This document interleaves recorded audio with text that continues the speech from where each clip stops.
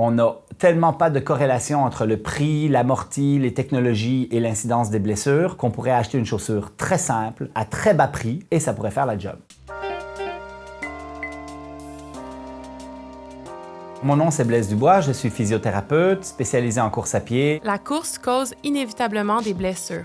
Alors non, en fait, si on quantifie bien le stress mécanique, il n'y a pas de problème. C'est-à-dire qu'on veut s'assurer que le corps ne s'inflamme pas, ne s'irrite pas, ne provoque pas de douleur, et en même temps qu'il s'adapte et qu'il se solidifie. Parce que chaque fois que vous allez courir, c'est dicter à votre corps de devenir plus tolérant pour une activité de course à pied. Si vous faites 5 minutes, à un moment donné, vous allez pouvoir faire 6 et 7 et 8 et peut-être un jour un marathon. Pour éviter les blessures, il faut courir tous les jours. C'est effectivement quelque chose de très intéressant de courir tous les jours pour prévenir les blessures. Le corps tolère beaucoup mieux des petits stress fréquents que des gros stress peu fréquents. Donc, je préfère dire à mes coureurs de courir tous les jours un peu que 2 fois par semaine, plus longtemps.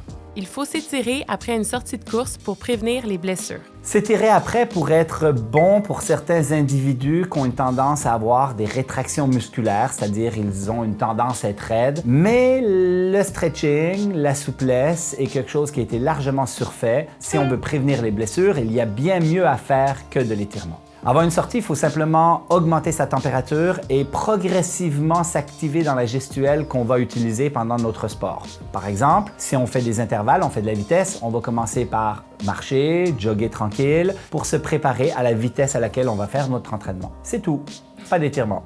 Les personnes plus lourdes ont besoin de chaussures avec plus d'amorti. Ah, ça, c'est un gros mythe aussi. En fait, plus tu es lourd, plus tu as besoin d'avoir des bons comportements de modération d'impact. C'est-à-dire qu'il faut que intrinsèquement tu amortisses le choc au sol. Et plus on te met de l'amorti dans la chaussure, plus on met une interférence entre le pied qui perçoit le sol et le sol. Ça diminue les perceptions qu'on a et ils vont mettre davantage de stress sur le genou, qui est la partie la plus affectée chez la personne en surpoids. Les plaques de carbone dans les chaussures améliorent les performances. La plaque de carbone ne change rien à la performance, mais les chaussures nouvelle génération avec des foams plus légers pourraient améliorer un peu la performance. Les chaussures de course expirent après 800 km. Bullshit! Ça, c'est un autre truc marketing pour vendre des chaussures. Il y a une raison pour laquelle on devrait changer de chaussure.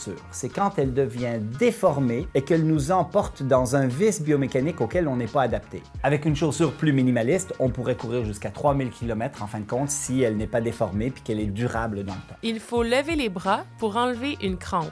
Ça peut être une stratégie adéquate pour des crampes qui sont plus au niveau du diaphragme. On n'a pas de science et de connaissances très élaborées là-dessus. Il y en a qui vont cracher sous une roche, il y en a qui vont lever les bras, il y en a qui vont penser à leur grand-mère. Il y a plein de possibilités. La course améliore la santé sexuelle. Ça, c'est sûr que oui. Pour 99% des gens, faire de la course à pied va améliorer la santé métabolique, la santé physiologique et la santé mentale même, et tout ça avec des répercussions positives sur la santé sexuelle.